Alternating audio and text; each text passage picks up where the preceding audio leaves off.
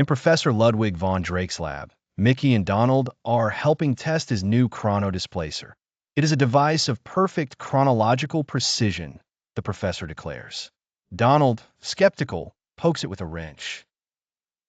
The machine whirs violently, and a swirling vortex sucks them in. I told you not to touch the shiny thing. Mickey yells as they vanish. They tumble out into a steamy jungle. A giant T-Rex looms over them. Donald lets out a terrified squawk.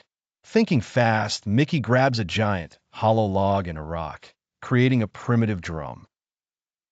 The T-Rex, confused by the rhythm, starts bobbing its massive head. They escape while it's distracted by the world's first rock concert. Hungry, they try to explain a pizza to a group of friendly cavemen. Donald's frantic gestures for cheese and pepperoni are mistaken for a new dance. The cavemen offer them a freshly caught woolly mammoth, whole and unseasoned. Donald looks at it, then at Mickey, and sighs in despair. The vortex reappears, dumping them in the scorching Egyptian desert. They see slaves hauling massive stones. Donald, trying to be helpful, suggests using a pulley system. He builds a comically complex Rube Goldberg machine involving a palm tree, a rope, and a rolling stone, which accidentally. They are hailed as geniuses. The Sphinx blocks their path to the Chrono-Displacer, which has landed on its head. Answer my riddle, it booms. What has keys but no locks? Donald, thinking of his uncle's key collection, shouts a piano. The Sphinx, impressed by this anachronistic answer, lets them pass. Next stop, a medieval castle. Donald is mistaken for a witch's familiar and chased by an angry mob with torches and pitchforks. Mickey, trying to save him, is dubbed a brave knight for no reason and given a suit of armor so heavy he can barely move. To win their freedom, Mickey must joust.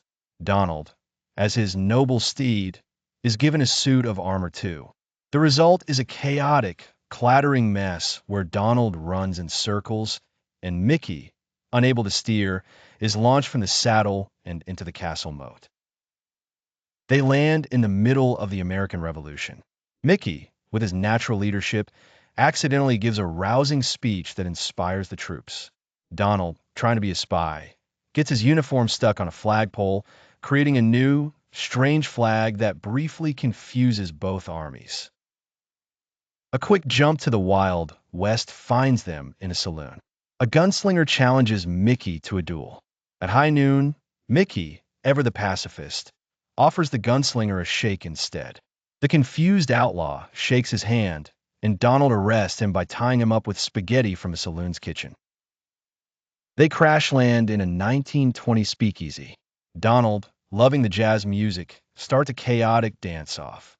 Mickey, trying to be inconspicuous, is given a violin and, despite having no skill, plays a perfect solo thanks to cartoon magic, becoming an overnight sensation. A malfunction sends them too far, into a sleek, robotic future.